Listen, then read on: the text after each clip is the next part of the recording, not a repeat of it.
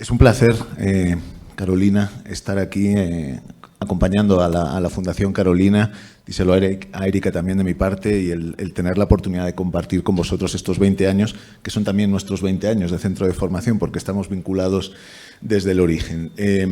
Me parece además un enorme acierto la celebración de este seminario sobre un tema en el que la Fundación Carolina está destinada a ser, de alguna forma, la punta de diamante de la cooperación española para poder moderar, modular, aterrizar el concepto de desarrollo en transición y en sus implicaciones para reorientar de manera permanente el trabajo de la cooperación española para que siga siendo permanentemente vigente. Y en ese contexto, pues el panel que abordamos el día de hoy pues es también extraordinariamente relevante, porque aborda temas que tocan no solamente el presente, que ya es presente, sino también el futuro inmediato de la cooperación internacional para el desarrollo, como es la diplomacia pública y la cooperación en materia educativa y en materia científica. Yo, antes de entrar específicamente en mi panel, sí que quería pues contextualizarlo, porque realmente la calidad de los 4 interventores en el panel anterior, os felicito a todos, de verdad. Solo veo a Vicente, no sé dónde están el resto, pero felicidades a los 4 porque han mantenido un nivel que este panel pues tenemos un gran desafío para poder mantenerlo, ¿no?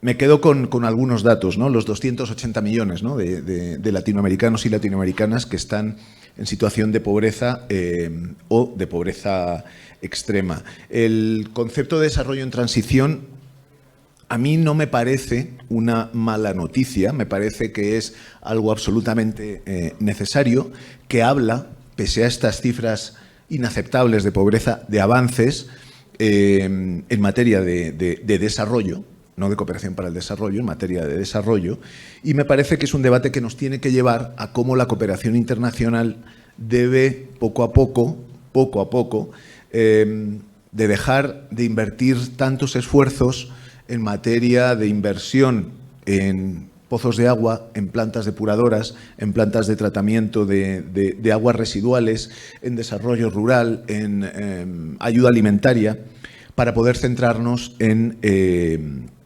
diplomacia pública, en investigación y desarrollo, en cooperación universitaria, en asistencia técnica de alto nivel, en fortalecimiento institucional, en intercambio de conocimiento, etcétera. Hay 3 realidades y creo que a ellas apuntaban algunas de las intervenciones del panel anterior.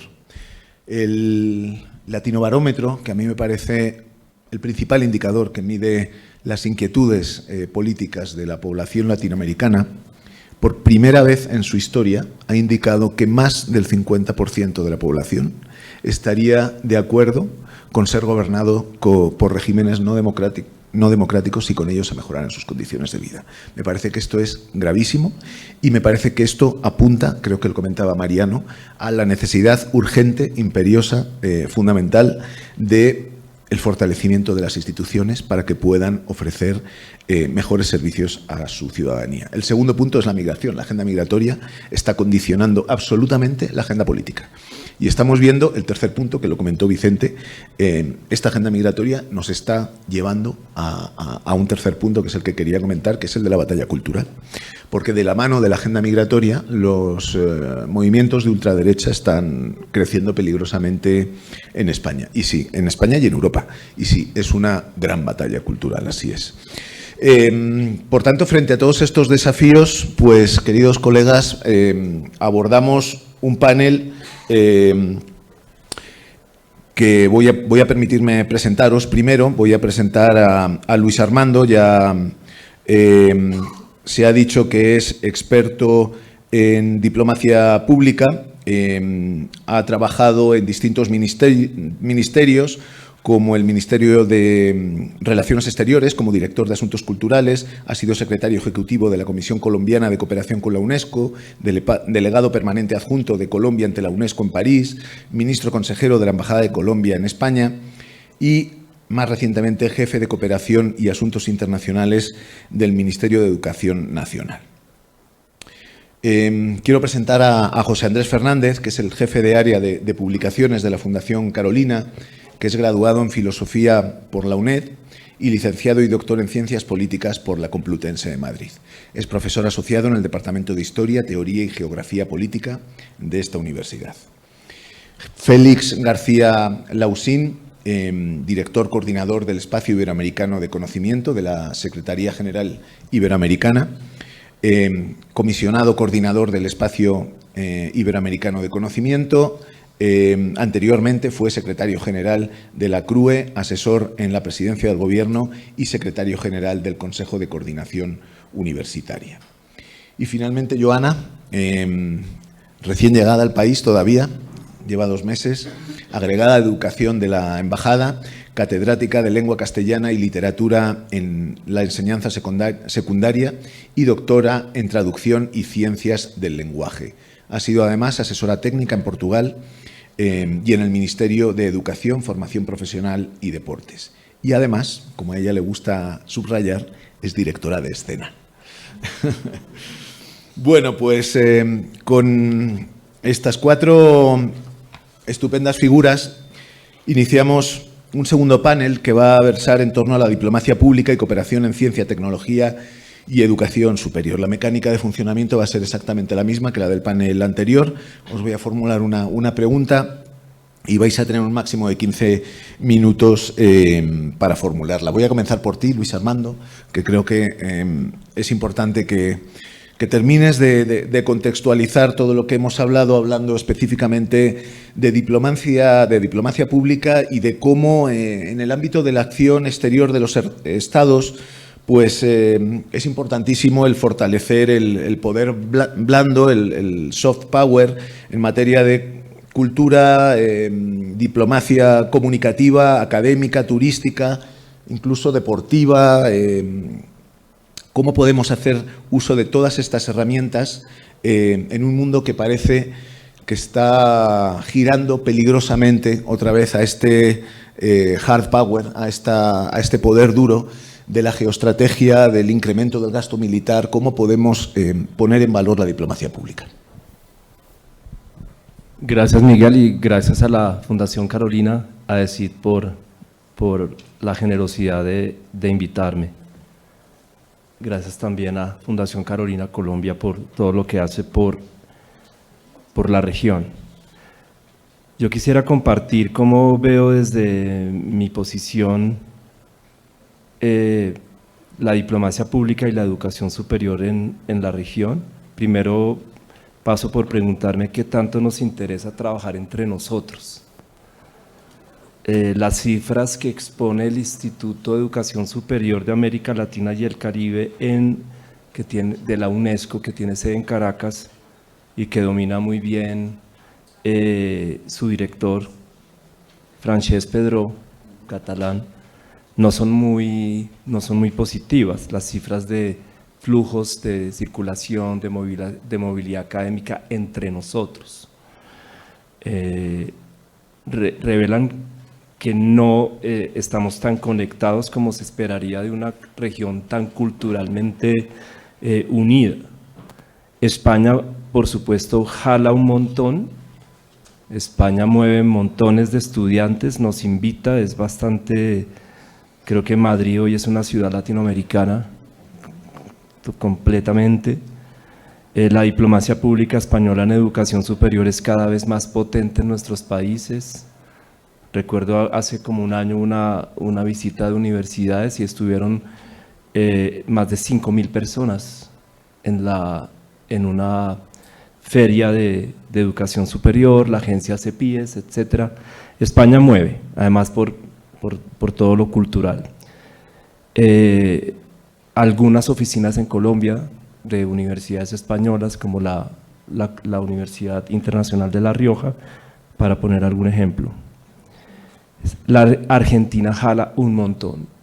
Creo que hay como 80.000 estudiantes colombianos en Argentina.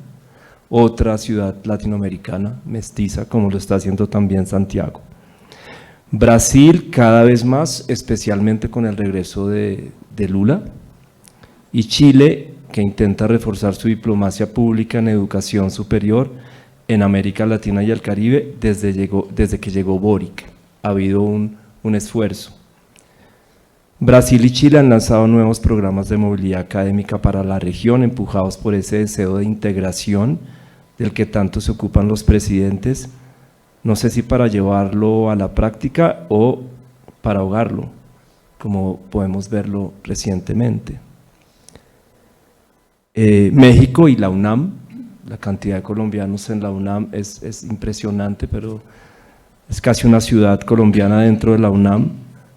Cuba con la ELAM, la Escuela Latinoamericana de Medicina, en la que hoy estudian becados más de 700 colombianos asociados al Acuerdo de Paz de 2016, al lado de palestinos, camerunenses y vietnamitas. Estoy contando un poco como el mapa de lo que veo de diplomacia pública en la región, pero hay miles de cosas más. Mientras las relaciones políticas entre nosotros están fracturadas, sobra explicar por qué. Hay algo que no se rompe con nada y es ese sueño de ser otro, de transformarse y de conocerse. Y eso hace que soñemos en un mundo sin fronteras. Latinoamérica y el Caribe menos, pues cada vez más nos alejamos políticamente unos de otros. Perú y Colombia mantienen relaciones tensas desde que el presidente Petro decidió no reconocer a la presidenta Dina. México y Ecuador están enredados, Milei, el dictador Maduro, etc. Aún así, los estudiantes, los profesores y los investigadores circulan y trabajan juntos de manera a veces más bien discreta y sin que sus voces tengan el impacto esperado en las transformaciones sociales.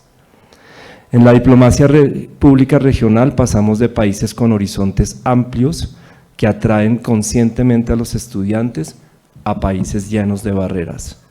Vuelvo a celebrar esa fuerza para mantener ese espíritu de traspasar las fronteras en medio de los conflictos. Que también vivan los profesores y los investigadores que encuentran en sus diálogos transfronterizos bocanadas de aire para respirar y a veces para salvarse. Estructuras como Claxo, que además va a ser la conferencia el próximo año acá en Bogotá en junio, o estructuras como LASA, que también se reunió este año acá en Bogotá, o ALARI, que se acaba de reunir en Sao Paulo, son igualmente claves para avivar el diálogo político y social desde las ciencias sociales, y así tantas otras estructuras de la academia o de la sociedad civil. Al tiempo de estos esfuerzos, los países de nuestra región ejecutan programas de diplomacia pública que suelen tener una continuidad limitada y que a veces son resultados de impulsos políticos o ideológicos de gobiernos que hoy montan para que otros desmonten. Pero hay mecanismos estables, como es el caso de la Fundación Carolina, que hoy dirige una colombiana colombo-española. En la diplomacia pública de nuestros países, Fulbright ocupa un lugar importante, unido a 100K Strong of the Americas, que fue esa iniciativa que creó en su momento el presidente Obama, y así otras estructuras europeas como Erasmus Mundus, la diplomacia académica francesa, las becas británicas, el potente DAD alemán y los centros de pensamiento que tiene aquí en Colombia y en otros países. Esas estructuras son muy fuertes y pues sabemos que nuestros estudiantes básicamente tienen esos destinos. En Latinoamérica de pronto la estructura más estable es la Fundación Carolina, cuyo polo, el más marcado, pues es España. España es en gran parte el destino. Lo iberoamericano está lejos de las conquistas europeas de Erasmus, de esa comunidad. Nosotros convivimos con otras condiciones, además. Tenemos la condición de iberoamericanos, pero también somos latinoamericanos, somos del Caribe, somos suramericanos, somos centroamericanos, somos Mercosur, somos Consenso de Brasilia, Alianza del Pacífico, SICA, CELAC, ALBA, Asociación de Estados del Caribe, somos el espacio iberoamericano del conocimiento que lidera la CEGIP, y nos unen o nos desunen algunos organismos internacionales, algunos más grises que otros. y otros potentes, y allí subrayo la acción de mi colega Félix García Lausín en la CEGIP, todos mis respetos. Pero pienso también en Barbados, en Trinidad y Tobago y en Haití, y pienso también en nuestra condición africana. La diplomacia pública regional en educación superior en África o en el Caribe anglófono es todo un reto, pero lo es también la nuestra con Paraguay, Surinam, República Dominicana. Nuestros destinos están lejos de nuestra casa. No nos interesa tanto conectarnos, si bien siempre es posible encontrar iniciativas fascinantes, pero más individuales que institucionales. No estamos muy enamorados, que digamos, entre nosotros, y allí rescato cierto esfuerzo de las asociaciones de universidades por abrir lazos, aún así, a veces, al final del día, sea poco o nada lo que se cosecha. Huir permanentemente de la región parece ser una tendencia. Yo creo que hoy el canciller Murillo hablaba de que dio esa cifra esta mañana de 8 o 10 millones de colombianos afuera. Yo tenía la cifra de 6, hoy me sorprendió con la de 8, eso creo que lo voy a estudiar mejor. Nosotros tenemos cientos de estudiantes en Rusia. En una región de Rusia hay más de 900 que se fueron a Rusia por su cuenta. Decenas en Turquía, gracias a las becas de ese gobierno, que hoy tiene en Colombia un centro de lenguas y una sede de su agencia de cooperación internacional. Miles de estudiantes en Estados Unidos, donde somos el 20 o el 19 con nacionales en ese país en el índice de Open Doors, y por supuesto España. Proyectos como UNILA, esa universidad que se inventó Lula en su primer gobierno en Foz de Iguazú, la universidad latinoamericana que es bilingüe, parece más una utopía. Por el otro lado, la internacionalización de la educación superior, ese concepto que tanto se impone en nuestras conversaciones, a veces con mucho bombo, parece alejada de los grandes retos sociales de la región. Se habla más de inteligencia artificial, absolutamente clave ese tema, que de pobreza o igualdad o de violencia y de escenarios futuros, que de la paz que nos surge ahora en este momento. Venezuela nos duele. Allí también viven los estudiantes, y que vivan los estudiantes de Venezuela. Así el gobierno de Maduro intente acabar con sus voces a punta de cooptar la educación como plataforma para sus intereses dictatoriales. Un paréntesis, tenemos 624,000 niños y niñas en la escuela en Colombia, venezolanos, y alrededor de solo 2,000 en la educación superior. Pero como es tan fácil ver la paja en el ojo ajeno que la viga en el propio, acá en Colombia no nos quedamos atrás, y sobra dar detalles. Basta decir que de un lado se critica la educación privada de pensar en los estudiantes como clientes, y del otro la educación pública como potenciales o futuros votantes. La educación superior de Estado, la educación superior está lejos de ser prioridad y política de Estado. Como en otros momentos de Colombia, en el gobierno del cambio, hemos cambiado 4 veces de viceministros de educación superior en 2 años. Las plazas vacantes en las direcciones claves, algunas que tienen que ver con internacionalización de la educación superior, estuvieron vacantes 1 año. El ICETEX tiene una encargada hace más de 6 meses, y en MinCiencias cambios frecuentes de viceministras, etcétera, etcétera. Por eso aprecio enormemente que hoy y siempre la diplomacia pública vuele más allá de los gobiernos y se desarrolle mediante otras vías, entre ellas la de la cooperación. El asunto del reconocimiento de títulos, estudios y diplomas es un asunto clave. La Convención Global de UNESCO 2021 no será firmada por ahora ni por Chile ni por Brasil. Nuestros estudiantes deben pagar alrededor de $200 por convalidar su título y esperar hasta 6 meses para recibir una respuesta. Hay muchas cosas por solucionar allí, y sería fácil si se tiene la voluntad y si nos tratamos con generosidad. Muchas gracias, Luis Armando.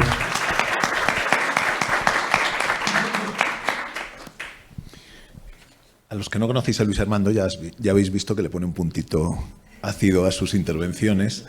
Pero has mencionado temas muy importantes, básicamente resumidos todavía en las cifras bajas de circulación de estudiantes con países como España, Argentina, Chile, Brasil, México y Cuba, que están liderando este ejercicio, pero que tiene todavía mucho margen de mejora. Y luego creo que has mandado reiteradamente un mensaje que es fundamental y es la necesidad imperiosa de que las políticas públicas pues tengan continuidad y no se corten con cambios gubernamentales, mencionando a la Fundación Carolina como ejemplo de diplomacia pública, pues más allá de los cambios políticos, que los ha habido y muy fuertes en España. También has mencionado que estamos lejos de un Erasmus, dificultades en los temas de reconocimiento de títulos y que no se habla tanto de pobreza como de inteligencia artificial, aunque es verdad que todos los temas digitales van a ser absolutamente cruciales en el desarrollo y en lo que comentábamos antes, en la modernización de las administraciones públicas, ¿no? Para que sean más eficientes. Bueno, vamos con la siguiente pregunta. José Andrés, hablemos de ciencia y tecnología, porque el papel de las universidades, de la ciencia y del conocimiento externo es pues cada vez más importante en términos de desarrollo, como nos ha demostrado muy recientemente la pandemia y según queda muy reflejado en los objetivos de desarrollo sostenibles. No obstante, las cifras de I+D, así como la movilidad universitaria que acabas de comenzar, pues todavía están en niveles bastante bajitos en la región. ¿Qué iniciativas crees que se podrían impulsar para revertir estos datos y cómo se podría multiplicar la conformación de redes científicas latinoamericanas?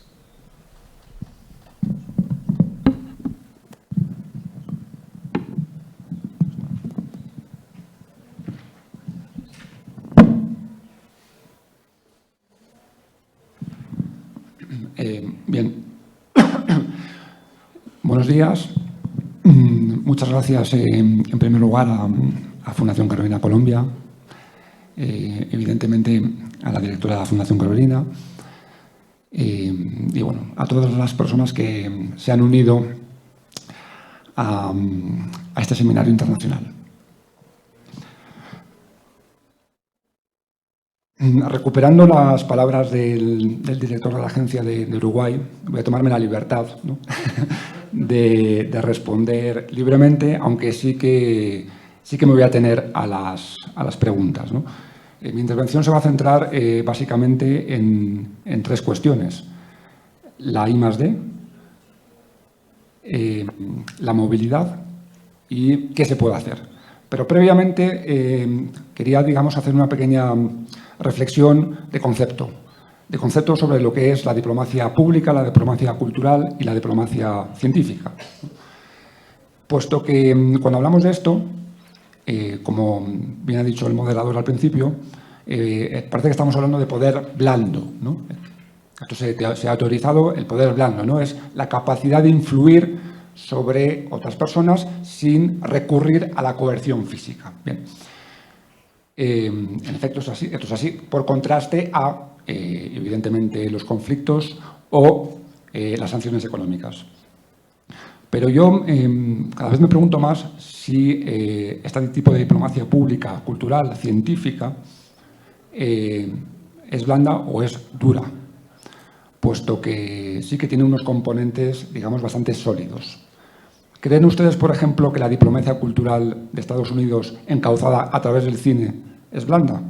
¿No creen ustedes que las industrias culturales en Hollywood conforman un grupo de presión de primera magnitud? ¿No? ¿Qué decir de la diplomacia comunicativa? Los conceptos con los que nos manejamos, las fake news, ¿eso también es poder blando o realmente configura las formas de pensar con las que trabajamos hoy en día? Y, por lo que a mí me toca, la diplomacia científica, ¿no? La ciencia, y esta va a ser parte de mi tesis, seguramente configure hoy el centro, ¿no?, motor de la prosperidad económica, ¿no? La tecnociencia. Esto es lo que está determinando, de alguna forma, el progreso actual de las sociedades, ¿no? Entonces, claro, en este contexto se abre, ¿no?, la importancia de la diplomacia científica. Parece novedoso, no lo es tanto, ¿no? Podríamos, la diplomacia científica definida, ¿no?, como la colaboración entre investigadores, ¿no?, para solventar problemas comunes, para fomentar la movilidad y, por supuesto, ¿no?, para mejorar la capacitación. Es una cuestión que ha ido incorporándose a la agenda de las agendas del gobierno, pero que tienen ciertos precedentes, ¿no? Piensen ustedes en la importancia de este tipo de cooperación científica en la Segunda Guerra Mundial, al respecto de, por ejemplo, ¿no?, la batalla, ¿no?, la batalla cruenta, ¿no?, por la lucha atómica. Esto era cooperación científica en el marco de una guerra. Y posteriormente, la diplomacia científica ha ido adquiriendo, digamos, presencia en las sociedades y últimamente se ha hecho notar con toda su crudeza con la pandemia, ¿no?, o con el cambio climático. Y así hablamos hoy en día de diplomacia sanitaria o diplomacia climática, que no dejan de ser subramas de la diplomacia científica, ¿no? Y por no hablar de los retos del futuro, la inteligencia artificial o las transformaciones genéticas, etcétera, etcétera, etcétera. La ciencia, en definitiva, es un bien global, ¿no? Y en ese sentido está adquiriendo toda la relevancia que les estoy intentando trasladar, ¿no? ¿Cómo se desarrolla la ciencia? Y esto ya me voy centrando en la pregunta, a través de la I+D. La I+D, evidentemente, al igual que la ciencia, ha ido adquiriendo, ¿no?, la inversión en I+D ha ido adquiriendo cada vez un papel mayor. La I+D estaba ya en los primeros proyectos universitarios del siglo XIX.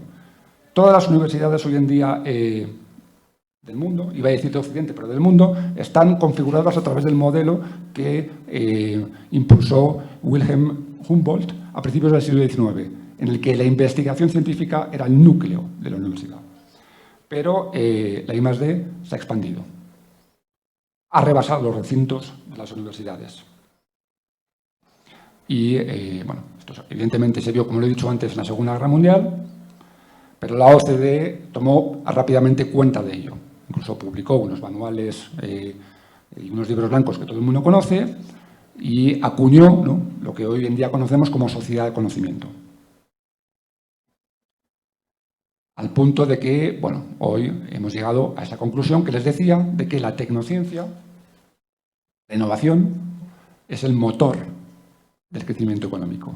Y si no me creen, piensen en las empresas, en las mayores empresas que hay en el mundo. Son gigantes tecnológicos. Son gigantes tecnológicos. Y están, digamos, fundamentadas en la I+D. No voy a dar nombres, pero ya se me imaginan todos de quién hablo. Todo esto ha hecho que en los países, digamos, que llamamos avanzados, el 70% de la I+D corresponde al sector privado. El 70% corresponde al sector privado. Y que en algunos países, como Corea del Sur, como Japón, como Alemania, solo el 30% de los investigadores trabajan en universidades. El resto lo hacen en el sector privado, ¿no? Lo hacen empresas. Entonces, esto es un poco el mapa. ¿Qué sucede? Lo que no quita, evidentemente, que estos países dediquen muchos recursos públicos a la I+D, por supuesto, ¿no? Alemania, Suecia, etcétera, etcétera, dedican incluso más del 3% a la I+D. ¿Qué sucede en América Latina? En América Latina no sucede esto. Razones de estructura económica, de productividad, de inserción internacional, ¿no?, de lo que es la economía de la región, de economías de primarización, diríamos, ¿no?, de tamaño de empresas, han impedido, ¿no?, que la I+D, que haya tanta inversión privada en I+D. Y sigue siendo, y sigue dependiendo mucho de la financiación pública y de su dependencia a las universidades. La I+D depende de las universidades.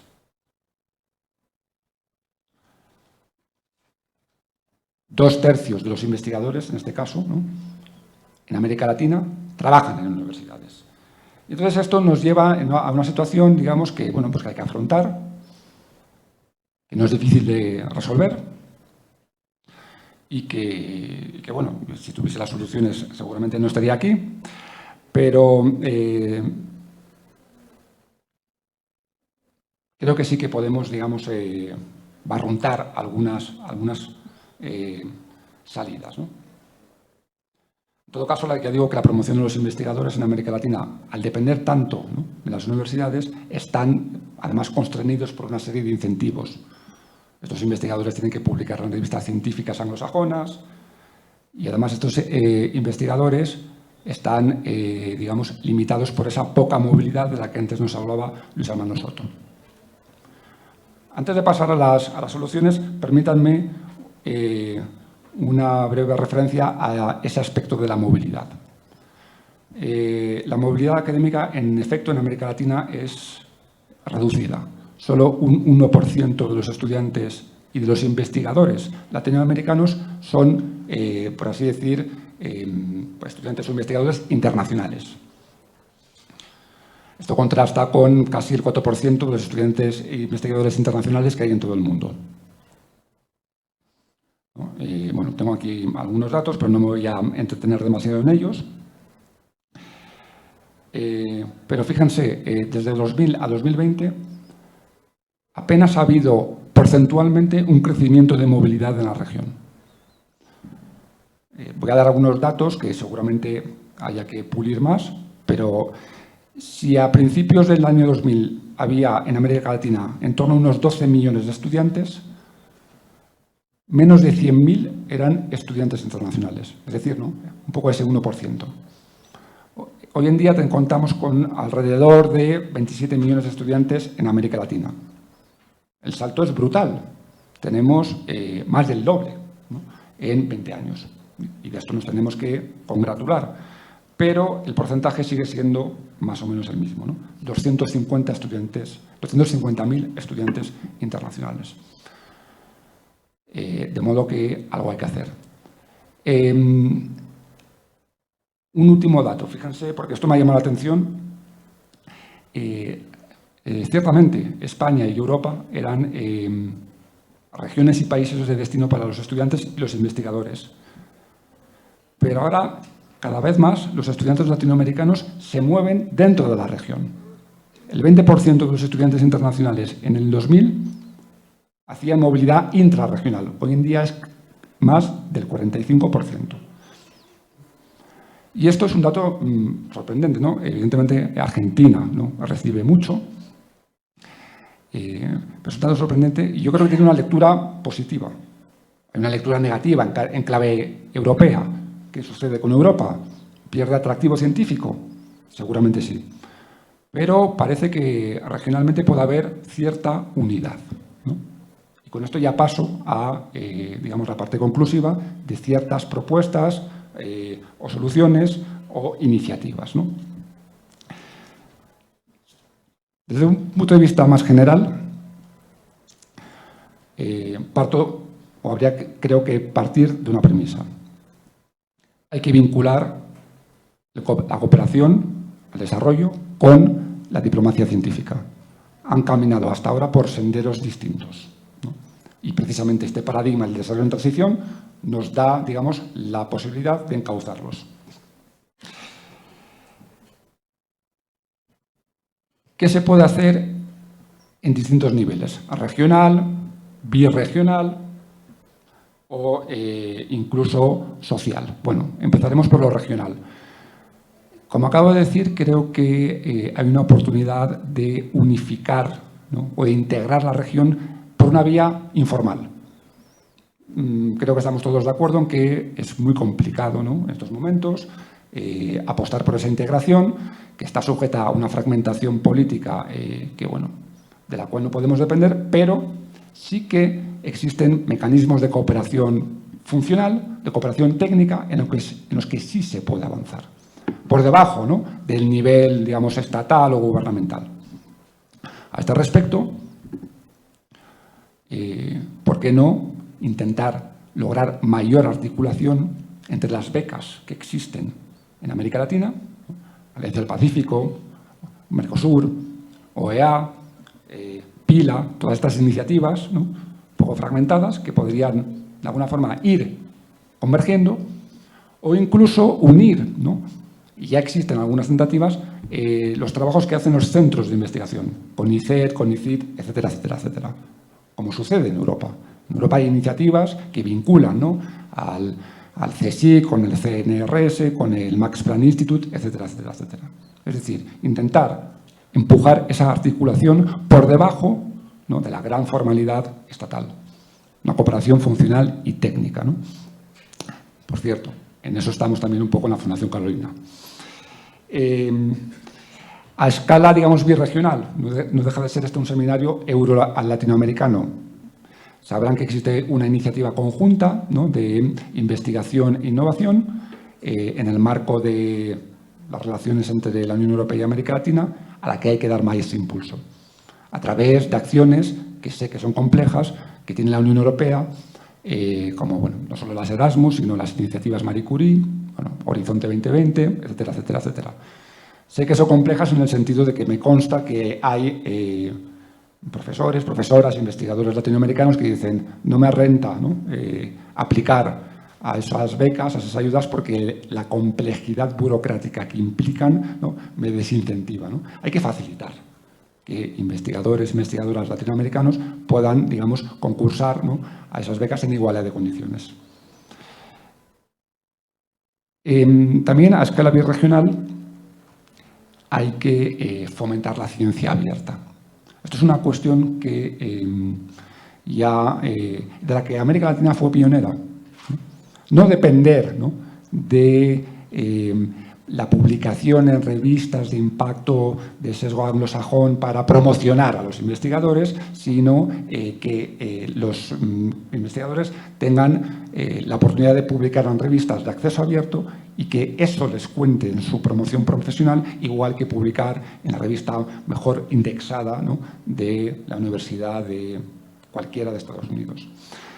Europa está impulsando esto de una forma también, digamos, notable en los últimos años. Otros planos serían el iberoamericano, pero voy a dejar a Félix que se centre en ellos, ¿no? Existen también, digamos, instrumentos para fomentar esta diplomacia y esta cooperación científica. Y finalmente acabaré con los aspectos socioeconómicos. No todo es, evidentemente, políticas públicas. También hay que incentivar, ¿no?, ya digo, a ese sector privado. De alguna forma hay que buscar fórmulas para estrechar la relación entre empresas, universidades, ¿no?, I+D, que está tan rezagado en la región.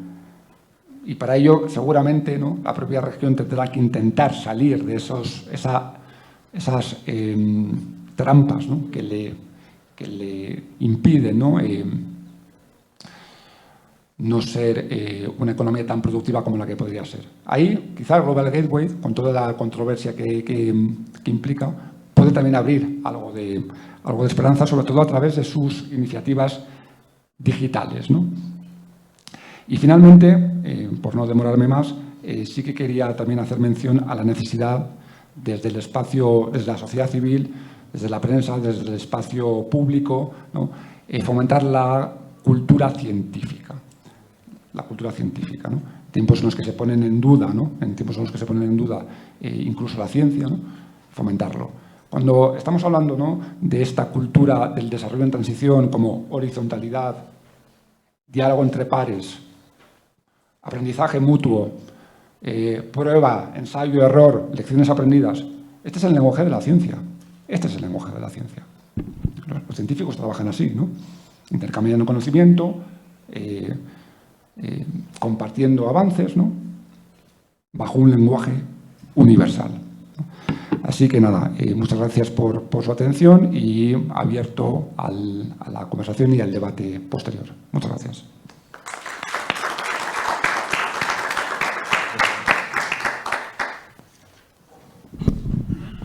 Muchísimas gracias, José Andrés, por tu estupenda intervención, donde, pues dando un poco de continuidad a lo que hemos escuchado en la primera intervención, pues nos has invitado a una reflexión entre lo que es poder blando y poder duro, poniendo en duda si algunos de los llamados poderes blandos son tan blandos o son un poquito más duros de lo que puede parecer. Gracias. Luego nos has hablado de la tecnociencia como motor de sociedades y de la importancia de que la diplomacia científica colabore a nivel internacional para lograr objetivos que suelen ser objetivos supranacionales, ¿no? También nos has mencionado, y me ha parecido muy interesante, que la I+D está muy centrada en el sector privado, con un 70% en el sector privado y apenas un 30% en el sector universitario, porcentaje que es distinto en América Latina, donde pues depende más de las universidades. Me ha parecido especialmente interesante toda la parte de propuestas y la desagregación de las mismas que has hecho a nivel regional, hablando de la oportunidad de integrar la región por vías más informales, teniendo en cuenta pues lo que comentábamos antes, ¿no? De un continente pues que está muy polarizado y muy fragmentado a nivel político, pero que por debajo de ese nivel pues podrían existir mecanismos más técnicos para poder articular las becas que se vienen ofreciendo de manera fragmentarla y vincularlas con los centros públicos de investigación.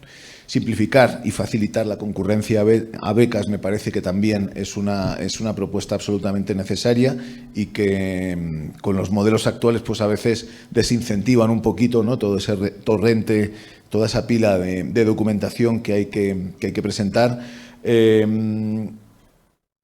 Y el fomento de la cultura científica y del trabajo en red, que de alguna forma los investigadores pues vienen trabajando en red con un lenguaje común, sin importar en el país en el que estén trabajando.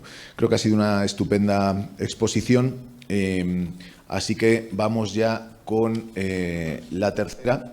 Félix, vamos a hablar del espacio iberoamericano de conocimiento, porque la configuración de un espacio iberoamericano de conocimiento es ya en gran parte una realidad, aunque su consolidación institucional pues todavía tiene algunos desafíos, ¿no? El reconocimiento y la homologación de títulos, la armonización de los criterios de evaluación y acreditación del profesorado, o la relación entre las universidades y la innovación empresarial. ¿Qué hitos crees que cabría la pena destacar en la construcción de dicho espacio iberoamericano de conocimiento y qué retos le quedan por afrontar? Bien, muchas gracias, Miguel. No estoy perdido en la hora, no sé si buenos días o buenas tardes, pero vamos, buenos días voy a decir, me quedaré allí.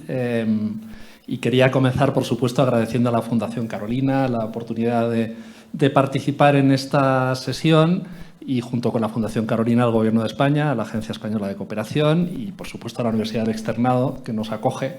Y bien, en fin, tengo para un rato, ¿no? Podría decir, el otro día, no sé si vieron ustedes el tuit del presidente López Obrador convocando a su 6º informe y entonces convocaba en el Zócalo y decía, traigan sombrero y sombrilla porque me voy a tardar, ¿no? Pues eso, no, voy a procurar no tardarme, o sea que avísame, por favor, Miguel, si ves que me paso de tiempo, ¿sí? Entonces, el espacio iberoamericano del conocimiento, en fin, tiene su arraigo, desde luego, original en el hecho de que la educación, la ciencia, la tecnología han estado presentes en las cumbres iberoamericanas de jefas y jefes de Estado y de Gobierno, en realidad desde el 91, desde 1991, cuando se celebró la primera en Guadalajara. Pero es en 2005, en la 15ª Cumbre Iberoamericana, que se celebró aquel año en Salamanca, en la que en la declaración se establece pues, el mandato de impulsar la creación de un espacio iberoamericano del conocimiento que integrará las políticas de educación superior, de ciencia, de tecnología, de innovación. Y ya más adelante, en 2014, en Veracruz, en la 24ª Cumbre Iberoamericana de Jefas y Jefes de Estado y de Gobierno, con el final de aquel primer proceso de renovación de la Conferencia Iberoamericana, donde pues, se adopta una resolución acerca de la cooperación iberoamericana y se señala allí que se establecían 3 áreas prioritarias: cultura, cohesión social y conocimiento. Y esto pues marca, tengo que decir también, como alguien que ha tenido la fortuna de acompañar este proceso desde diferentes lugares, pues marca un cambio bien importante, ¿no? Porque lo que ha venido desde luego después, en fin, me corregirán pues los colegas Enrique, Mariano, en fin, con los que compartimos tantas reuniones y por primera vez nos encontramos fuera, como hacía la broma esta mañana, pero se ha abordado una etapa de la cooperación iberoamericana más estructurada, más ordenada, con una planificación explícita, y esto ha beneficiado a todas las áreas, desde luego también al espacio iberoamericano del conocimiento, ¿no? Entonces, es un área prioritaria, era importante desde luego desde el principio de la construcción, de las conferencias iberoamericanas, desde la cumbre de Guadalajara, pero ahora en esta etapa yo creo que hemos logrado avanzar en una institucionalidad a la que te referías en la pregunta, pero que ahora concretaré, ¿no?, en lo que estamos. Entonces, junto con los propósitos de avanzar en educación superior, en ciencia, en tecnología e innovación, y por cierto, no quería dejar pasar, que me parece un acierto que en una conferencia que trata sobre desarrollo en transición se incorpore el tema de la educación superior, la ciencia, la tecnología e innovación, porque creo que justo a nuestros países les caracteriza también tener estos sistemas de educación superior, ciencia, tecnología e innovación, que tienen las fortalezas y debilidades de la transición, ¿no? Tenemos países en desarrollo en transición y tenemos sistemas de educación superior y de ciencia, tecnología e innovación que lo son también, ¿no?, por una serie de características que podríamos traer aquí, como el avance que han tenido en términos de cobertura, pero sin embargo la fragilidad todavía en términos de calidad, de la disponibilidad financiera y por tanto de la capacidad de actuar, ¿no? Pero bueno, dicho esto, como digo, además de los propósitos, estaba también con quién, ¿no? Y entonces una primera característica del espacio iberoamericano del conocimiento que quisiera destacar antes de entrar a las agendas es que todo el camino que hemos hecho lo hemos hecho en unos procesos de concertación académica y política que han involucrado no solamente a los gobiernos y a las áreas de los gobiernos responsables de la educación superior, de la ciencia, la tecnología y la innovación, sino también a las universidades, ¿no?, que son pues actores importantes por doble motivo. Antes José Andrés hablaba de lo que representa la universidad en nuestra región en términos de aporte a la producción científica de nuestros países. Yo le decía antes, aquí ya ven que lo cuento todo, ¿no?, le decía en bajo, te voy a rebatir un poquito, ¿no? Pero el poquito es que esa realidad de lo que representa la producción científica de las universidades porcentualmente en nuestra región es la misma realidad europea, ¿no? O sea, que eso pasa también en Europa. Hay otros lugares donde no, pero incluso Alemania, que tiene un desarrollo de institutos de investigación que no son universidades ni están vinculados con las universidades, bastante amplio, pues en fin, el Humboldt podemos traer aquí, ¿no?, pero habría otros muchos más que se podrían citar.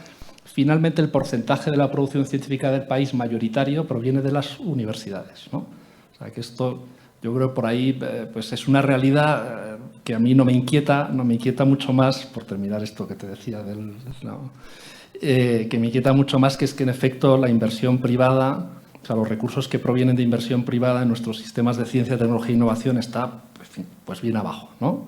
Y ahí sí que nos pueden dar muchas lecciones otros países. Ya que hablaba de Alemania, sobre el porcentaje de la producción científica alemana, pues también Alemania, ¿no? O sea, que eso son sucesos o hechos vinculados, pero no necesariamente uno conduce al otro, ¿no? Pero bien, como digo, todo lo que hemos construido ha sido en colaboración con los gobiernos y con las universidades. Se han establecido los ámbitos correspondientes de diálogo y concertación. El espacio iberoamericano del conocimiento cuenta con una reunión de ministras, ministros y altas autoridades de ciencia, tecnología e innovación desde 2014. Ya va a celebrar su 6ª edición ahora en Valencia, España, los días 10 y 11 de octubre. Cuenta con una reunión de ministras, ministros y altas autoridades de educación superior, en este caso desde 2020. Va a celebrar su 3ª edición en Valencia los días 10 y 11 de octubre. Y preexistía, desde el inicio del espacio del conocimiento, un foro de responsables de educación superior, ciencia, tecnología e innovación que agrupaba a estos actores de la política pública, ¿no? Y también tiene un socio que encarna, representa, en fin, la autonomía de las universidades, que es el Consejo Universitario Iberoamericano. que acompaña todo este proceso desde el inicio. De hecho, hay una referencia a él ya en la declaración de 2005 de la Cumbre de Salamanca, y que integra las asociaciones nacionales de universidades, ¿no? O equivalente. Entonces está pues, la Universidad de la República, miro aquí a los colegas, está el CRUCH representado, está ASCUN de Colombia, está la CRUE de España, está NUYES de México, y así podría seguir por cada uno de los países. Entonces eso permite que cada acuerdo que llega a la mesa de las autoridades que finalmente acuerdan las declaraciones en el proceso de la Conferencia Iberoamericana tiene un respaldo doble del ámbito gubernamental y del ámbito universitario en lo que corresponde a su autonomía, ¿sí? Bueno, ¿y qué hacemos, ¿no? ¿Qué tenemos ahora? ¿Cuáles son las agendas? Y vuelvo a mirarte, Miguel, para que me avises si me paso de tiempo, ¿sí? Entonces, en las agendas voy a separar entre el ámbito de educación superior y el ámbito de la ciencia, la tecnología e innovación, estos dos ámbitos, aunque luego reservaré para el final algunos temas, un par en concreto, o tres, que conectan esos dos, ¿no? De hecho, también como novedad les diré que en la reunión que va a haber ahora en Valencia, a la que me refería antes, de las ministeriales de Educación Superior y de Ciencia, Tecnología e Innovación, va a haber una sesión conjunta en la que van a participar los ministros y ministras responsables de ambos campos. Pues bien, en educación superior, los temas principales en los que estamos centrados se han citado aquí, ya verán, que eso creo yo, me ha parecido leerlos todos. El reconocimiento de periodos de estudio, diplomas y títulos. Voy a usar la palabra reconocimiento para cubrir las diferentes formas en las que la región nos referimos a esto, revalidación, convalidación, ese es uno de los temas centrales. El otro central de la agenda de educación superior es la movilidad académica, también se ha hablado de él bastante, ¿no? Aquí un comentario también, ¿no? Está la movilidad que vemos y la que es. Entonces lo digo porque el rector Graue, que fue rector de la Universidad Nacional Autónoma de México, acuñó una expresión que era la de movilidad hormiga para referirse a la cantidad de personas que se mueven por debajo del radar, ¿no? O sea, que no están en los marcos formales de movilidad que miramos en los programas más conocidos, sino que forman parte de un entramado de acuerdos bilaterales entre instituciones que da cobertura, eso sí, a costa de los presupuestos personales y familiares en muchos casos, pero una movilidad que es mucho más amplia, ¿no? Pero bueno, reconocimiento de periodos de estudio de títulos, movilidad académica, transformación digital. En transformación digital tenemos una estrategia iberoamericana para la transformación digital que se aprobó en la cumbre de Santo Domingo el 25 de marzo de 2023 y esta estrategia la estamos desarrollando acompañando a las instituciones de educación superior en esos procesos de transformación. Estos son los tres temas en los que nos centramos en la agenda de cooperación en educación superior. Voy a dar un toque de cada uno de ellos, si me da tiempo. El del reconocimiento de periodos de estudio de títulos, decirles que la línea que hemos abordado, por supuesto porque así la han decidido los gobiernos, no es la de los convenios o tratados internacionales. Esto lo hace UNESCO muy bien. Nosotros estamos apoyando el esfuerzo de la UNESCO para lograr avanzar en este campo, pero hemos abordado una línea más a la europea, diría, ¿no? Que es la de generar condiciones y que los países sean los que voluntariamente vayan adoptando las normas correspondientes. Algo, para quien no lo sepa, en la construcción del espacio europeo de educación superior, primero, es mucho más que la Unión Europea. Segundo, no hay ningún tratado, convenio internacional que tenga fuerza imperativa sobre los estados que participan en él. Tercero, si lo hubiera querido hacer la Unión Europea, tampoco habría podido, porque las competencias en materia educativa no están en la Unión Europea, están en cada uno de los Estados miembros, ¿no? Sino que es un gran proceso en el que los países han ido avanzando con base en declaraciones y acuerdos académicos y políticos, ¿no? Esa es la vía que hemos tomado.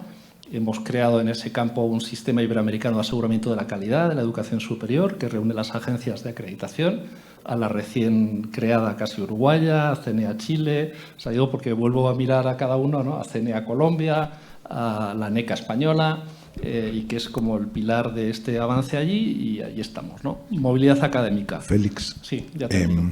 No, te quedan 6 minutos, pero como veo que estás desgranando mucho los temas, para que modules esos 6 minutos. En 6 minutos tu micrófono se autodestruirá.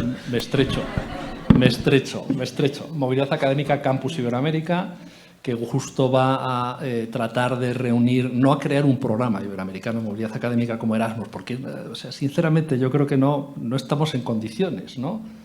Ahora repasaba, digo, no sea que se me hayan ido los datos, ¿no? Para refrescarlos. 26.000 millones de euros el programa Erasmus, ¿no? O sea, si alguien cree que podemos generar un fondo iberoamericano con 26.000 millones de euros para dárselos a la movilidad académica, que levante la mano, ¿no? Entonces, hemos ido más a una forma de unión de esfuerzos de los distintos programas existentes. Eso se plasma en una plataforma que permite a las personas interesadas en hacer una movilidad pues ver qué oportunidades pueden encontrar en la región. La plataforma tiene cerca de 1.000 programas de movilidad que representan unas 80.000 movilidades anuales. Lo digo para que veamos que hay más que lo que vemos a veces, ¿no? Y bueno, ahí estamos. Transformación digital paso, me voy a ciencia, tecnología e innovación. Aquí también marcar los temas, ¿no? Los temas son ciencia abierta. Hay un plan de acción en ciencia abierta iberoamericano que se aprobó en la pasada cumbre también de Santo Domingo, a partir de la propuesta de la ministerial correspondiente. Estamos trabajando en el fomento del uso del español y del portugués de nuestras lenguas en general, como lenguas de comunicación científica, en la tecnología, en la innovación. Aquí en la mirada ya hacia la próxima reunión ministerial, para que vean por dónde van las líneas, y yo creo que también conectan con cosas que se han dicho, que decía José Andrés, va una propuesta de recomendaciones en materia de evaluación científica para que lo que se publica en español y portugués, sus autores no se vean maltratados por comparación a cuando publican en inglés. En fin, van una serie de actuaciones también dirigidas a ese campo y que incluyen también la inteligencia artificial, ¿no? Donde la mirada, de hecho, sería tratar de aprovechar esa gran fuerza que representan 800 millones de personas que hablan español o portugués para tener una presencia en la inteligencia artificial a través del impulso de modelos fundacionales de lenguaje de español y de portugués que respondan a esa realidad, ¿no? Eso, ciencia abierta, fomento del uso de nuestras lenguas, del español y del portugués en estos campos científicos y de la inteligencia artificial, y en innovación el desarrollo de la Estrategia Iberoamericana de Innovación, que en este caso fue aprobada por la Cumbre de Andorra el 21 de abril de 2021, si no me equivoco, y que contempla pues, una serie de actuaciones y que se están aterrizando en este momento en la formulación y adopción de 5 misiones iberoamericanas de innovación en los campos de la alimentación, de la digitalización y la inteligencia artificial, el combate del cambio climático o medio ambiente, la salud y la transición energética. Esto es básicamente la agenda de ciencia, ¿no? Me salto muchas cosas, pero por ahí van los temas. Y decía, hay 2 cosas que conectan, ¿no? Las agendas de educación superior y de ciencia, tecnología e innovación. La primera, la formación doctoral y de posgrado. O sea, tenemos un déficit evidente en el número de doctoras y doctores que hay en nuestra región, pero es que además los que tenemos en muchos casos no corresponden con las áreas donde más deberíamos tener y que están más vinculadas con el desarrollo sostenible. Entonces, el propósito de la iniciativa, que por cierto también aquí querremos hablar con la Fundación Carolina sobre esta cuestión, ¿no?, es poner a trabajar juntos a los mejores programas de doctorado de nuestras instituciones de educación superior para generar redes que contribuyan a formar esos números de doctoras y doctores de excelencia que necesitamos para esto, ¿no? Y el último punto común que van a tratar las 2 ministeriales es justo algo que da título, en cierta modo, nosotros lo hemos escrito de otra manera, que es a la cooperación Unión Europea, América Latina, Caribe, y es las oportunidades para la cooperación Iberoamérica-Unión Europea, ¿no? Está escrito así en la agenda, pero al final, ¿no? Y yo creo, y ahí ya termino, que en fin, hay tantísimo por hacer, ¿no? Y además creo que una aportación importante sería tratar de aterrizar a la Unión Europea en lo que son realmente los intereses de América Latina. O sea, a ver si lo entienden. Voy a ejercer, como yo he nacido en este lado del Atlántico, me voy a permitir esta licencia, ¿no? Porque, a ver, o sea, yo estuve, antes José Andrés ha hablado también de la conocida como GIRI, por sus siglas en inglés, que es la Iniciativa Conjunta de Investigación e Innovación Birregional. La SEGIP ha acompañado las últimas reuniones de altas autoridades de esta iniciativa. Estuvo en Bruselas en 2015, estuvo en El Salvador, después en 2017, estuvo virtualmente en 2020, cuando la presidencia pro tempore de la CELAC la tenía México, intervino la Secretaría General Iberoamericana entonces, Rebecca Greenspan, y hemos estado en la última, que ha sido el año pasado, en Bruselas, ¿no? Y entonces la sensación que uno tiene es que uno va allí a que la Comisión le cuente todo lo que hace, ¿no? Pero la Comisión no va allí, como esto ya lo dije en Madrid al volver de allí, pero la Comisión parece que es que no fuera allí a escuchar qué es lo que quiere la región, ¿no? Entonces yo creo que habría que lograr un marco con dos características. Uno, que se escuche más a las prioridades de América Latina, y dos, que realmente logremos que las prioridades políticas y expresadas se plasmen en prioridades financieras, porque también la realidad de las cifras de la cooperación y los recursos que destina la Unión Europea es que el porcentaje que representa lo que se destina a la cooperación con América Latina y el Caribe es cada vez menor, ¿no? Y ahí entran en juego pues, otros temas como los que dan título aquí a esta actividad. O sea que ya con esto termino agradeciendo mucho la generosidad del tiempo que sé que has tenido conmigo, Miguel, y a todos ustedes su atención y su paciencia. Gracias.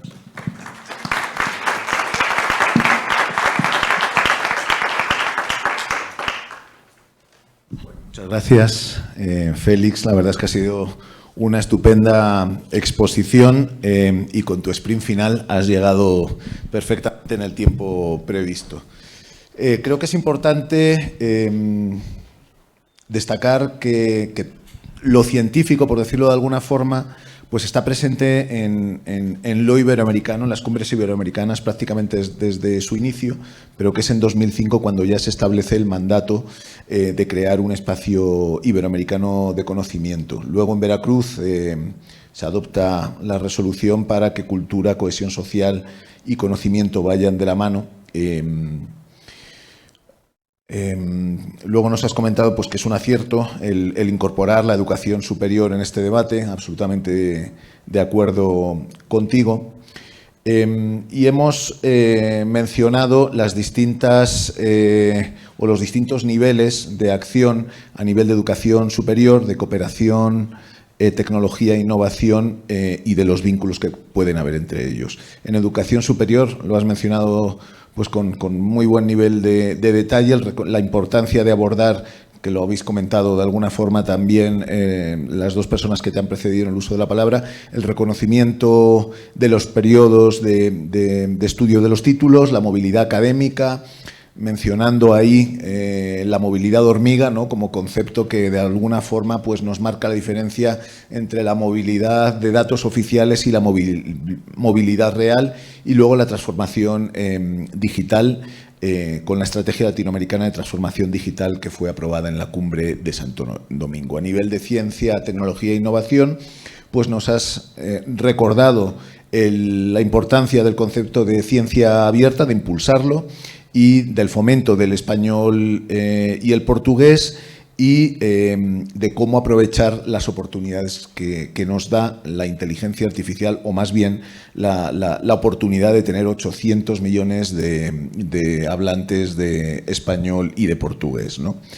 Con dos temas que vinculan tanto la agenda de educación superior como la de ciencia, tecnología e innovación, que es la formación doctoral y de posgrado, con un importante déficit y tal vez con un importante desajuste en los temas de doctorados que existen actualmente, y luego la cooperación birregional Unión Europea, América Latina y Caribe. Una intervención muy completa. Vamos, Joana, con la última intervención sobre educación y cultura en español, porque en el ámbito iberoamericano la educación y la cultura están muy marcadas por el uso de esta lengua compartida por más de 800 millones, incluyendo los portugueses, 500 millones si nos quedamos con los hispanohablantes. No obstante, esta ventaja comparativa pues no se refleja adecuadamente ni en su uso como lengua de comunicación científica, ni en su uso como lengua, digamos, vehicular en los organismos internacionales. ¿Es posible, en tu opinión, modificar esta realidad? ¿Y cómo podemos combinar esta proyección del español con el respeto a la enorme diversidad cultural que hay en esta región? Buenos días. Muchas gracias a la Fundación Carolina, a la EDCID y a todos quienes están aquí por su asistencia. Bueno, muchas gracias también por introducir el tema de la lengua, que es algo que nos une como ciudadanos que pertenecemos a eso que se conoce como la hispanofonía, ¿no? Palabra que se utiliza imitando el de la francofonía. Voy a intentar esbozar por aquí algunas líneas que ya han esbozado, también han intentado, se han aproximado mis compañeros de mesa. Se suelen hacer clasificaciones de las lenguas, los famosos rankings, y los parámetros que se utilizan normalmente pues son el número de hablantes nativos, el número de hablantes nativos más estudiantes que la tienen como lengua extranjera o como segunda lengua, el uso de la lengua en foros internacionales, el uso que se hace de una lengua en Internet y así. Pero en todos los países de la hispanofonía se utilizan los mismos criterios. Dentro del mismo país se utilizan los mismos criterios. Por ejemplo, en España tenemos varios organismos que dependen a su vez de distintos ministerios y cada uno elabora sus informes. Por ejemplo, el Ministerio de Asuntos Exteriores, Unión Europea y Cooperación pues tiene la Secretaría General de América Latina y el Caribe con la Dirección General del Español en el Mundo, que se creó para justamente coordinar todas estas acciones, el Instituto Cervantes, los lectores AECID, el Ministerio de Educación, Formación Profesional y Deportes, al que yo pertenezco, un grupo, la Unidad de Acción Educativa Exterior, con las consejerías de educación en el extranjero, con los programas de movilidad del profesorado, asesores técnicos, centros de titularidad española como el nuestro de aquí, el Reyes Católicos, centros de convenio en todo lo que sería Iberoamérica, ¿no? Con 14 centros en 11 países, etcétera. Después están los proyectos que se crean en torno a la economía de la lengua, el valor económico de la lengua, el Observatorio del Español, las asociaciones de escuelas o escuelas privadas de idiomas, las editoriales especializadas, es decir, un conjunto amplio que parece que podrían dispersar todos esos datos que se obtienen y que si se comparan de cara al ranking o a la clasificación de lenguas, si se comparan con los criterios o indicadores que se utilizan en otras lenguas, como el francés o el alemán o el italiano, nos podríamos encontrar con que no son los mismos. Entonces, es posible que se creen alianzas, que podamos conocer lo que se hace en los otros países, como Colombia, como México, a la hora de analizar la situación del español, no ya tanto como lengua materna, que es la lengua vehicular, sino como lengua extranjera. ¿Qué relación hay entre el español de un país y las lenguas cooficiales, por un lado, o las lenguas minoritarias, las lenguas indígenas? En Colombia parece que hay, por mis datos, 65 lenguas indígenas, 2 lenguas criollas. Entonces, ¿qué tratamiento hay? ¿En los estudiantes de esas lenguas, cuando acceden a la universidad, son plenamente competentes en todas las habilidades lingüísticas o son receptivos y no son productivos, ¿no? Todas estas cuestiones sería muy interesante que a través de alianzas se pudieran conocer. En julio de este año, la Asociación Española de Español Lengua Extranjera, que organiza un congreso internacional cada año, en Edimburgo dedicó toda una tarde al tratamiento de la enseñanza del español en 5 países de nuestro territorio, en Colombia, Brasil, Argentina, Chile y Perú, donde, por cierto, el año que viene en Arequipa se celebra el Congreso Internacional de Español, el CILE. Esa sesión fue fundamental y el presidente me enviaba diapositivas, fotos de las diapositivas de lo que se estaba presentando, sobre todo de Colombia, porque sabía que yo acababa de llegar aquí, era en julio. Entonces, pudimos saber qué iniciativas toman las instituciones superiores de esos países para fomentar esas lenguas. ¿Cuál es la historia? En Colombia empieza la profesora del Instituto Caro y Cuervo, hizo un eje cronológico, habló de las 27 instituciones, del perfil de las personas que vienen aquí a estudiar español, que no son solo con objetivos profesionales, sino también de estudiantes o motivaciones personales, ¿no? Pues la pareja, el amor, etcétera, que esto también es muy importante para unir lenguas. Entonces, esa es una realidad que que, por ejemplo, yo desconocía, y soy más o menos especialista en español lengua extranjera, la desconocía, pero siempre lo interpretamos como que el español se tiene que estudiar en los países de habla no española, pero nosotros, en todo el territorio, también hacemos mucha investigación. Y ahora lo enlazo con el español en la comunicación científica. ¿Dónde están los resultados de esa investigación? Sabemos que para que un resultado de una investigación pueda ser evaluado por quien la ha elaborado, es preferible que lo publique en publicaciones anglosajonas, ¿no? Hacíais referencia a eso. Nosotros en el Ministerio contamos con diversas publicaciones, digamos que el medio vehicular para la difusión de ese conocimiento suele ser la revista, la publicación periódica en formato revista. Ya cualquier revista, aunque se publique en español, por un criterio de calidad, tiene que tener un resumen y unas palabras clave en inglés. Pero cuando nosotros invitamos a alguien a que publique, a algún especialista de cualquier país donde tenemos presencia, que publique algo en español, pregunta siempre: ¿y en qué cuartil está la revista incluida? ¿Está en WOS? ¿Está en Scopus? Entonces, muchos autores están a favor de fomentar los proyectos regionales como Latindex, que es para América Latina y el Caribe, Portugal y España. Es una base de datos de indexación de revistas, Latindex, que elabora unos criterios, y uno de los criterios de calidad es la lengua, y es la lengua española. También existen redes de revistas como Redalic. Algunos autores también dicen que hay una distribución asimétrica del conocimiento, porque donde están los estudios de estos investigadores iberoamericanos, ¿dónde los podemos encontrar? Yo, por ejemplo, cuando empecé mi tesis, que justo era sobre revistas de español lengua extranjera, lo primero que quise ver es qué antecedentes había.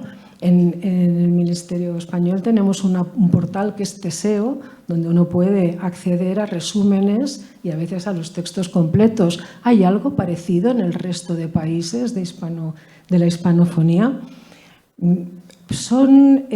Fijaos, por un lado, dispersión de criterios que yo creo que habría que reunir y realmente saber si es tan importante que el español ocupe el tercer lugar en un foro internacional como la Unión Europea, o el cuarto en la ONU, que seguramente es muy importante, pero también, por otro lado, es el acceso al resultado de esa investigación que se hace en español y al que yo creo que todos aspiramos a llegar, ¿no?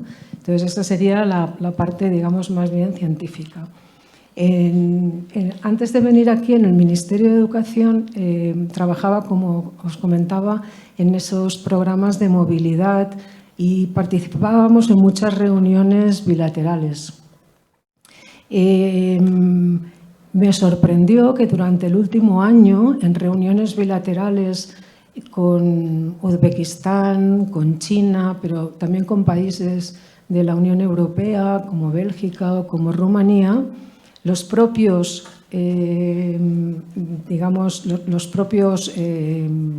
colegas quisieran utilizar sus lenguas propias, sus lenguas oficiales, ¿no? Nosotros pensábamos, y la pregunta es, ¿va a ser en inglés? ¿Va a ser en francés? Y no, llevaban siempre un intérprete. Bueno, pues era una manera, yo interpretaba también que era una manera de fomentar el uso del español, de utilizar cada uno la suya y no someternos otra vez pues, a esa lengua franca que es el inglés, que es muy importante. Perdón.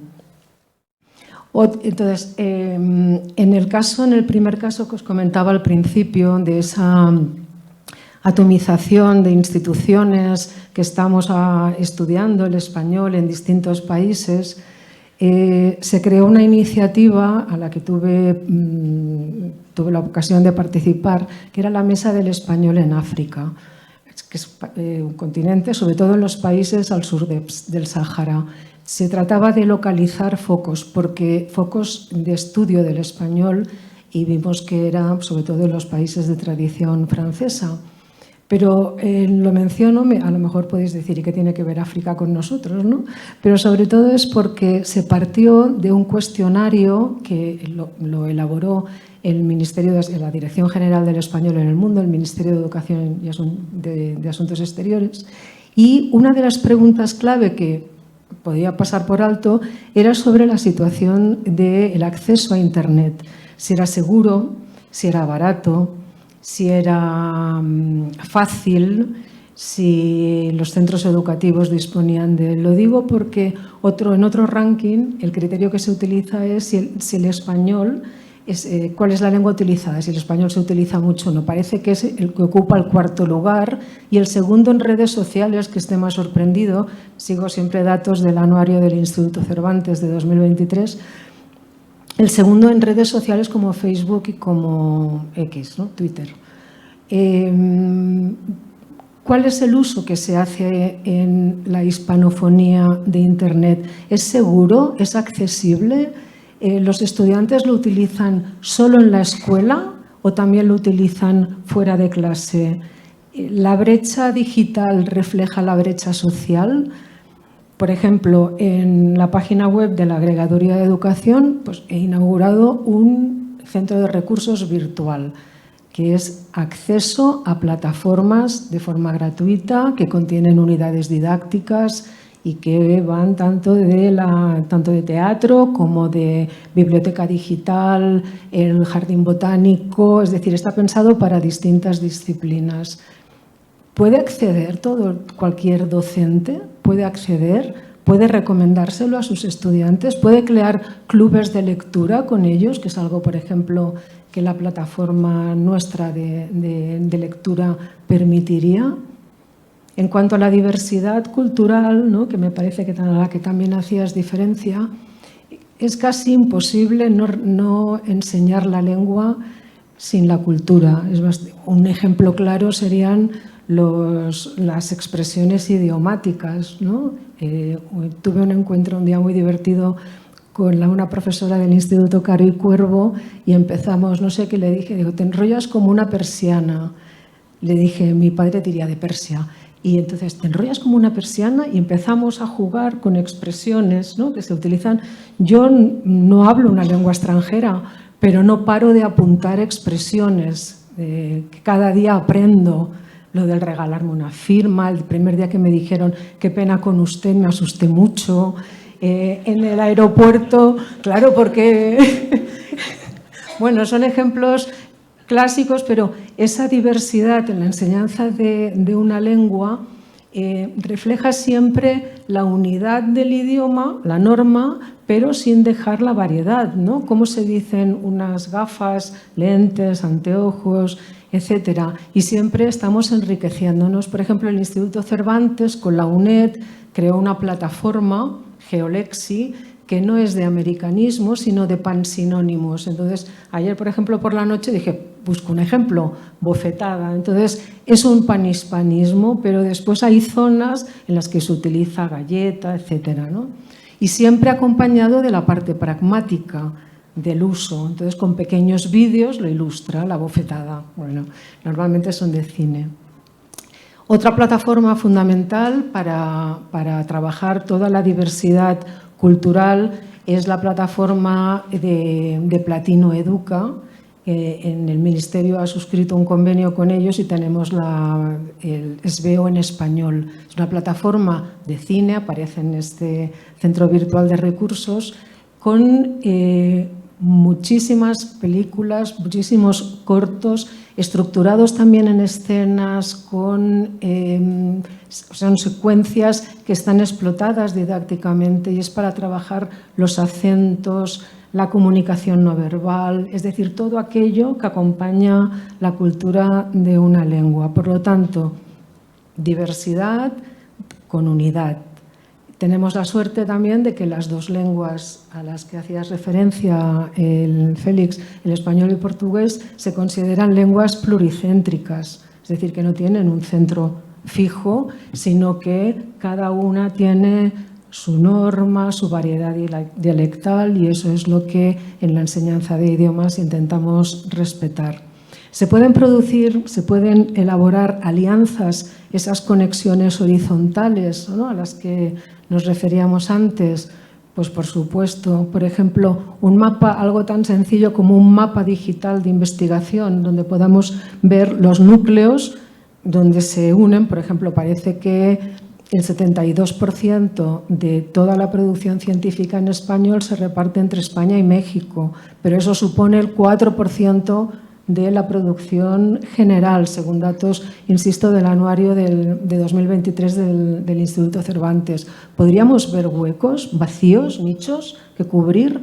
Esa sería algo importante. Por lo tanto, propuestas, formularios, saber cuáles son esos criterios que podemos seguir, qué se está haciendo en el resto de los países y no solo en España, conocer lo que desde allí también podamos, ¿no?, acceder a todo lo que se hace aquí. Fomentar proyectos regionales como Latindex, como el Dialnet en España, que es un repositorio también de revistas, y esas alianzas a través de la plataforma para conectar proyectos de investigación, de doctorado y etcétera. Muchas gracias.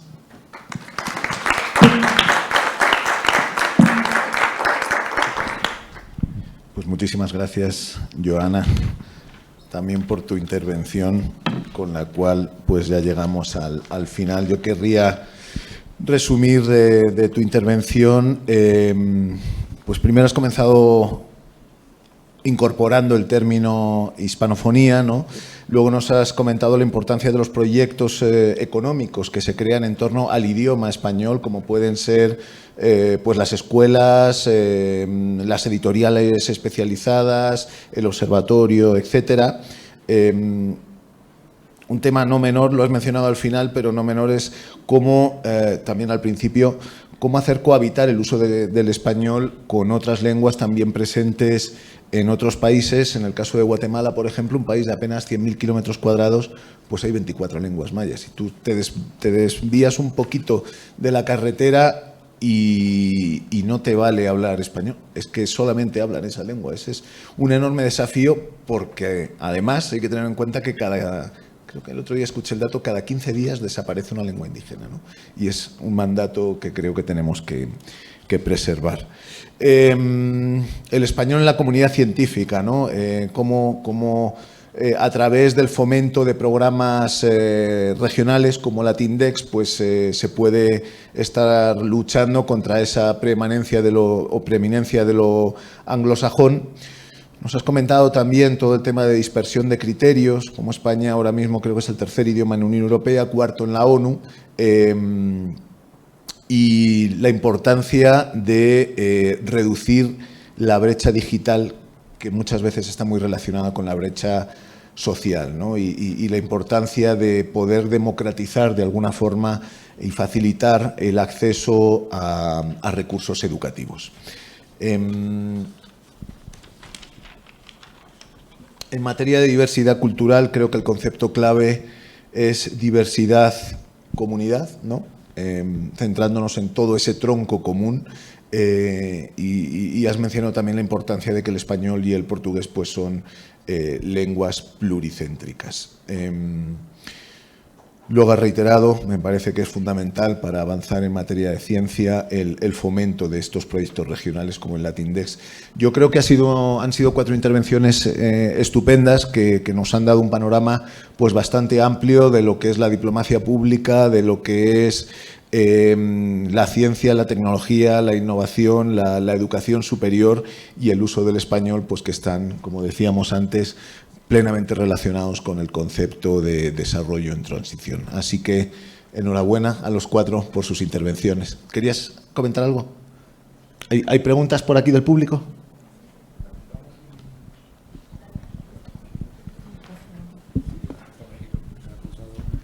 Perdón, bueno, sencillamente como antes, vamos un poco apurados de tiempo, pero yo creo que si nos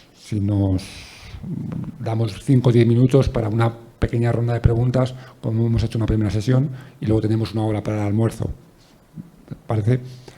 Entonces, si me pueden ayudar con el micrófono. Bueno. Gracias, ya que me lo lanzas así. Yo tengo enchufe. Bien, muchísimas gracias por todo. Hay dos cosas que me parecen muy importantes, he mencionado en la mesa, pero hay una que me queda, cuando hablamos de diplomacia científica y hablamos de cooperación técnica, que además es lo que nos toca en la Fundación Carolina, y ustedes hablan una cosa, es la dificultad de medir el impacto de la diplomacia científica y de la diplomacia cultural, y ¿no? Pues todas esas variables. José Andrés las definió muy bien. Y hay un esfuerzo que nos queda por delante del Félix. Ahora, él me lanzó la pelota a mí, yo se la lanzo ahora a él. ¿Por qué no medimos algo que no es tan difícil medir? Que es, por ejemplo, esas redes de conocimiento que se han creado. ¿Cuántos profesores se han formado con doctorados dentro de la región? De esos doctorados que se han formado, ¿han salido redes de investigación? Son preguntas así de sencillas que no es una cuestión de preguntar, y los datos existen. Y no hemos hecho ese esfuerzo. Sin ese esfuerzo, además, tengo que decir que desde España también tenemos pues, ese déficit de medir esto. Es difícil saber realmente qué tan eficaces somos y qué tanto podríamos hacer. Porque sí nos serviría como un mapeo, ¿no? Para ver temas, para ver cómo se ha construido, por ejemplo, los doctorados. Es clarísimo. Para mí, como en la Fundación, es un problema de la medición de la eficacia de los programas que hacemos, porque claro, están pues, centrados en personas, no en proyectos. Entonces, para mí la evaluación es mucho más complicada en ese sentido. Pero digamos que es un sentir compartido que yo creo que deberíamos hablar mucho más a nivel regional. Y el segundo, hay un tema aquí que es transferencia, divulgación, asesoramiento científico a la toma de decisiones. Esto es un tema de democracia, esto es un tema de desarrollo. De democracia, porque sabemos que la ciencia tiene que aportar a la democracia. España ha hecho un esfuerzo en crear una oficina de asesoramiento científico para combatir en parte relatos de posverdad y de fake news, pero también para llevar la evidencia a la toma de decisiones, cosa que uno cuando está en política le falta totalmente. Pero otro punto del que no hemos hablado es de la transferencia y la capacidad de los actores que desarrollan ciencia, y este es nuestro déficit. El problema es que nosotros hacemos ciencia en la universidad, pero esa ciencia en la universidad no resuelve problemas de desarrollo. Y ahí es donde tenemos el desafío. Es que esta ciencia sirva para resolver los problemas de desarrollo. Por eso me interesa el desarrollo en transición, porque es uno de los déficits de desarrollo en transición, es tener capacidad científica, tener doctores en las universidades, tener universidades cada vez mejores, pero que no están resolviendo problemas de desarrollo ni están aportando respuestas. Y la transferencia es fundamental en eso. La divulgación también para apoyar la democracia, para tener una educación ciudadana más profunda, pero digamos que ese eslabón me faltó. Y hay otra cosa que no salió aquí, que son los centros de investigación y los think tanks que hacen ese papel que no se ha mencionado, pero yo creo que deberíamos subirlos al carro también, porque además nos hace un vínculo con el sector privado que puede ser interesante. Bien, perdón por la intromisión. ¿Tomamos más preguntas?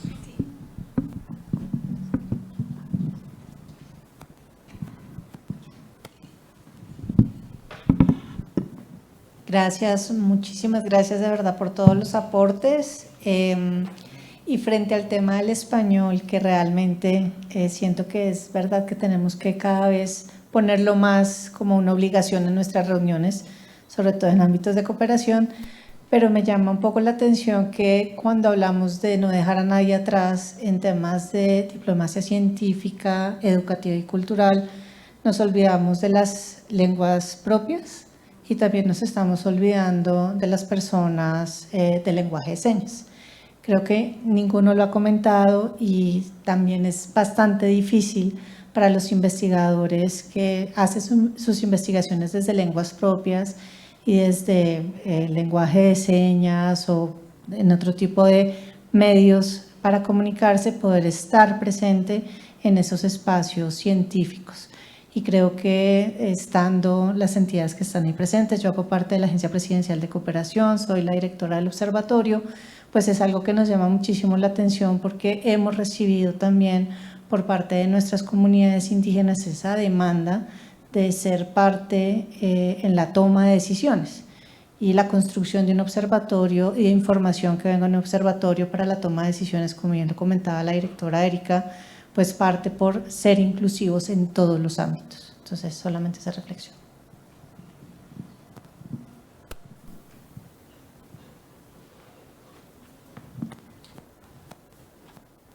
Vamos a tomar esas dos últimas preguntas.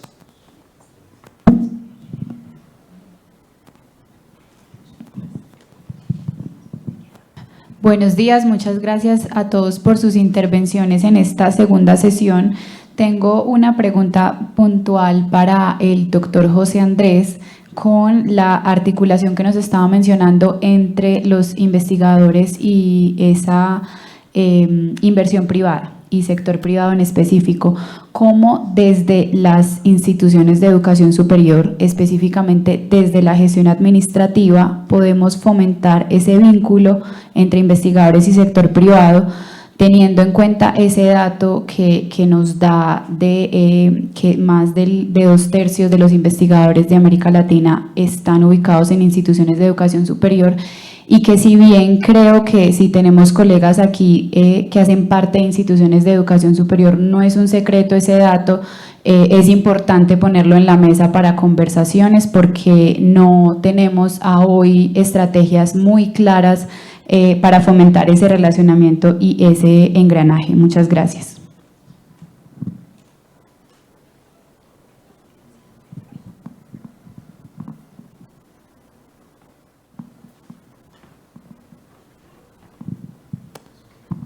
Muchísimas gracias a los panelistas. Es una mesa en la que uno se deleita por ver el avance de la cooperación y por supuesto de ese sueño de un espacio común de conocimiento, pero ustedes mismos y particularmente José Andrés ha puesto de relieve la diferencia entre los retos que son técnicos, financiación, estructura, información, formación, versus los que son culturales, transformación de la cultura hacia una nueva colaboración, hacia una verdadera colaboración de todos los actores, universidad, empresa, Estado, sociedad. ¿Cómo abordamos ese reto cultural que es mucho más complejo y de largo plazo?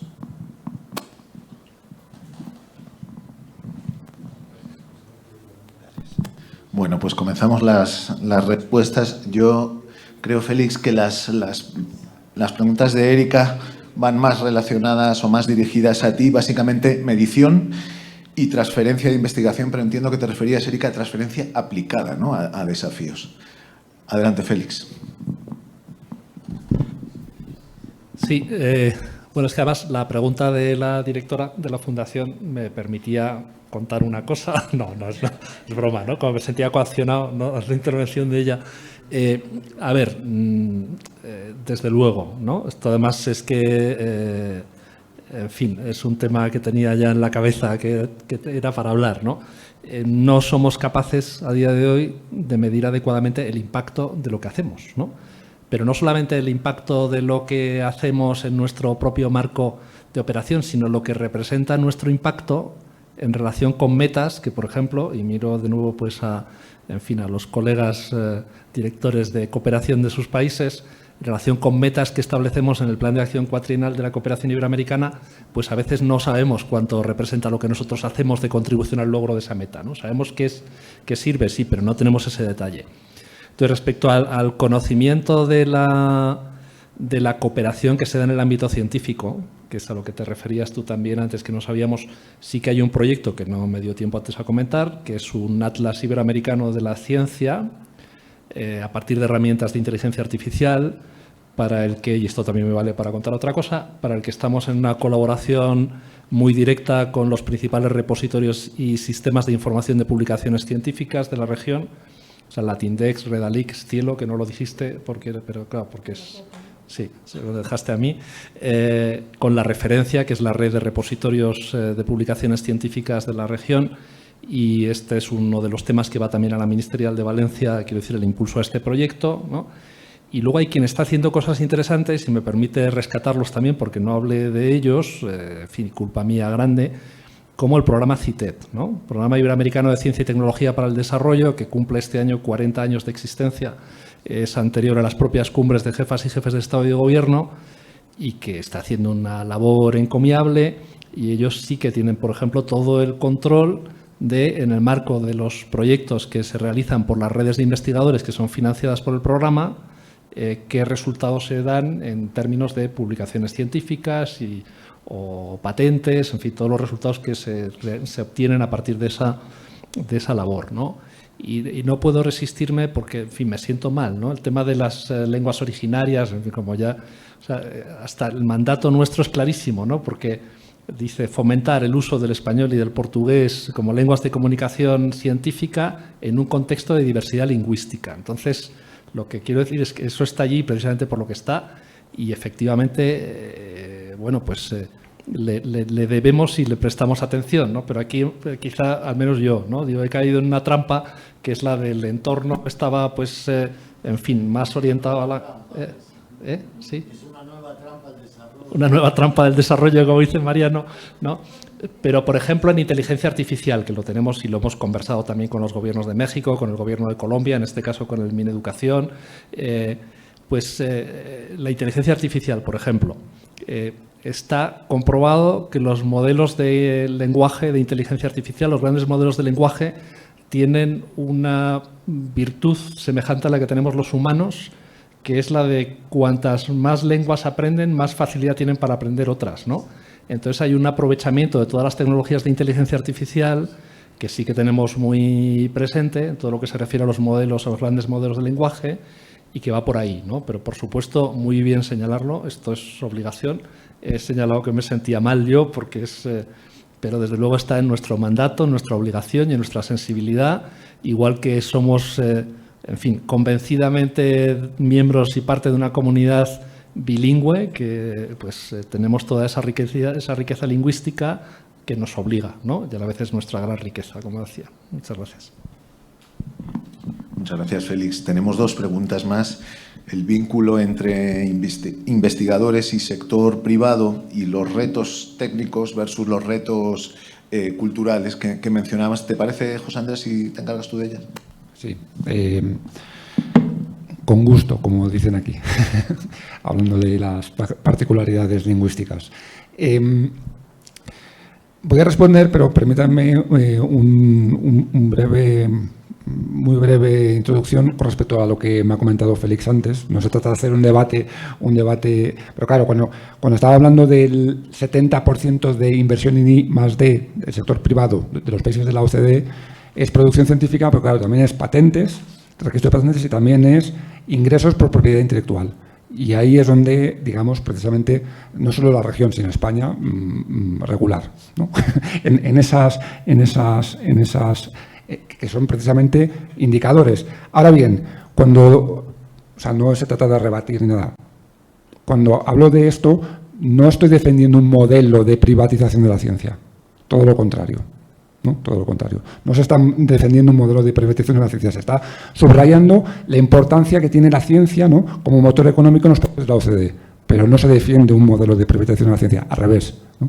Ese es el gran riesgo de lo que está sucediendo hoy en día. Es más, la ciencia se está privatizando y la ciencia incluso se está haciendo ininteligible, que es justo lo contrario de lo que debería ser. Estamos hablando de inteligencia artificial, de transformaciones. Muchas veces la gente se pierde. Yo me pierdo con toda la, digamos, retórica en torno a la inteligencia artificial. La ciencia se está haciendo inteligible, esto hay que combatirlo.